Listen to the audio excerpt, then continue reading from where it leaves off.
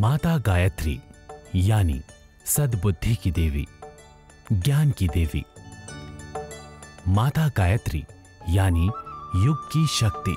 गायत्री को भारतीय संस्कृति की जननी और वेदों की माता कहा जाता है और ये ज्ञान सृष्टि के सभी प्राणियों के क्रियाकलापों का मूलाधार है।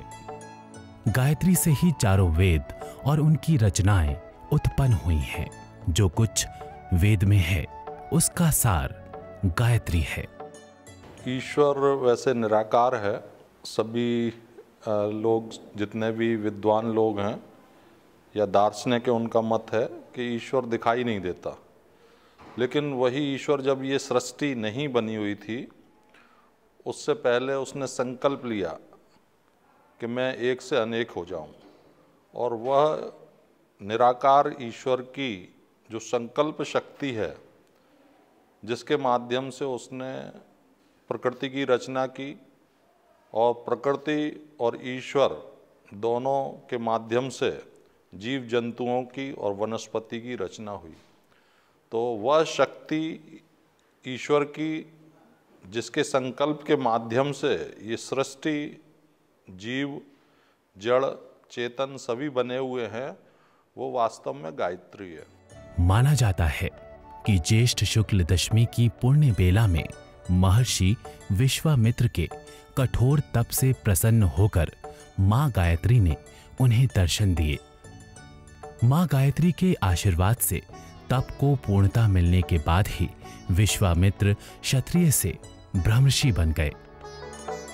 इसी पावन दिन वेद माता गायत्री विश्वामित्र के हृदय स्थल में अवतरित होकर सारे देश में सूक्ष्म चेतना शक्ति के रूप में स्थापित हो गईं। विश्वामित्र ऋषि, उन्होंने सबसे पहले इस गायत्री तत्व का, इस गायत्री शक्ति का साक्षात्कार किया था, और वह ज्येष्ठ मास की 10वीं तिथि थी, जिसको हम रात्रि, अर्धरात्रि, और इसीलिए गायत्री जयंती गंगा दशहरा के दिन ज्येष्ठ मास शुक्ल पक्ष और एकादशी को जो है गंगा जयंती, गायत्री जयंती के रूप में मनाई जाती है।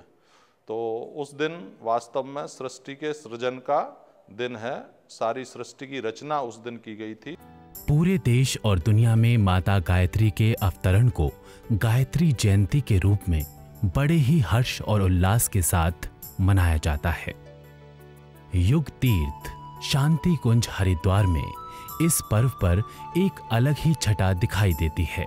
इस दौरान शांति कुंज में कई प्रकार के धार्मिक अनुष्ठान किए जाते हैं। गायत्री परिवार के प्रमुख त्योहारों में जो गायत्री जयंती है, प्रमुख त्योहार के रूप में माना जाता है। और एक दिन पूर्व संध्या पे वहाँ पे 24 घंटे का अखंड जप, गायत्री का अखंड जप होता है। और दूसरे दिन 24 कुंड के माध्यम से जितने भी साधक आते हैं देश से विदेश से, वो सारे के सारे साधक जो हैं वो 24 कुंडी यज्ञ के माध्यम से संकल्प लेते हैं कि समाज के लिए, राष्ट्र के उत्थान के लिए, राष्ट्र के नवनिर्माण के लिए हर व्यक्ति अपना अंश और समय लगाएगा, और यह गायत्री का संदेश जन जन तक और सारी दुनिया में पहुंचाया जाएगा।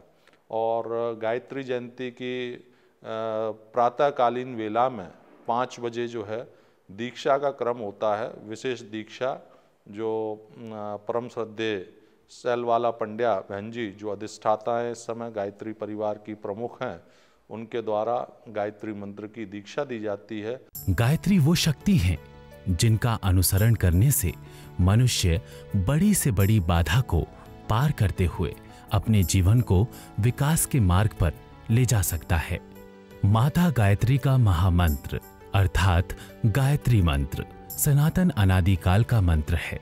गायत्री मंत्र के मर्म को समझने वाला व्यक्ति 4 वेदों का ज्ञाता बन जाता है। वर्तमान समय में जो वातावरण बना हुआ है, जो बुराइयां समाज में फैली हुई हैं, चाहे व्यक्ति के स्तर की हों, चाहे परिवार की हों, चाहे समाज की हों, इन सभी बुराइयों का अंत गायत्री शक्ति के माध्यम से है।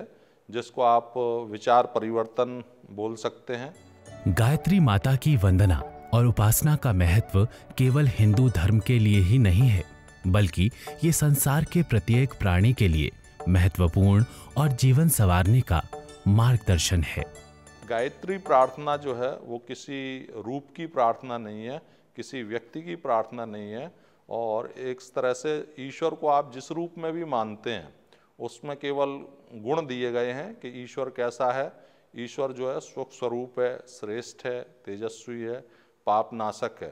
तो इस प्रार्थना को आज सार्वभौमिक प्रार्थना कह सकते हैं, जिसे हर जाति धर्म संप्रदाय के लोग अपने अपने तरीके से जो है उसकी प्रार्थना कर सकते हैं, और उसका मुख्य उद्देश्य एक ही है कि सबको सद्बुद्धि आए। गायत्री शक्ति प्राणवान है, चमत्कारी है। ये अपने हर स्वरूप में उपासकों को लाभान्वित करती है। बस जरूरत है इनके प्रति सच्ची निष्ठा और निष्काम भक्ति भावना की।